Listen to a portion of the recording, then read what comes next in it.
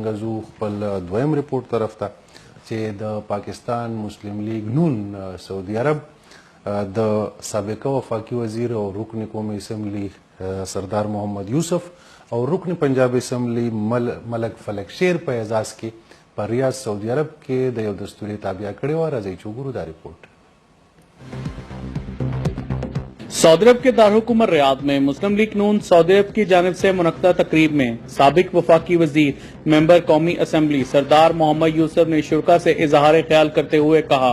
कि मुस्लिम लीग नून की हुकूमत मुल्क को दरपेश चैलेंज से निकालने में कामयाब हो रही है और मुल्क को मुआशी तौर पर मजबूत बनाने की जानिब गामजन है और बेहतर पॉलिसियों पर अमल करके महंगाई और बेरोजगारी जैसी मसाइल पर काबू पा रही है, जिससे अवाम को रिलीफ मिल रहा है और वो दिन दूर नहीं जब पाकिस्तान अपने तमाम मुआशी मसाइल हल कर लेगा. रुकने पंजाब असम्बली मलक फलक शेर अवान का कहना था कि पंजाब में वजीर आला मरियम नवाज अवामी फलाह के मंसूबों पर काम कर रही है और सूबे में रिकॉर्ड तरक्याती कामों के जरिए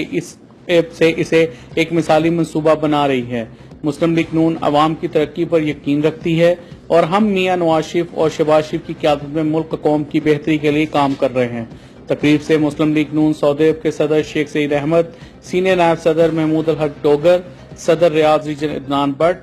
मखतूम अमीन ताजर, डॉक्टर महमूद बाजवा, इलियास रहीम, वकार नसीम वामिक, GM अवान समेत दीगर ने भी खिताब किया. जी कतुनको रिपोर्ट तاسو کته زمونږه د سعودي عرب ریاض نماینده رانا عظیم مونږ ته زبردست هر هفته کې ریپورټس را لېږي د پاکستان مسلم لیگ نون غونډه وه چې په دې کې د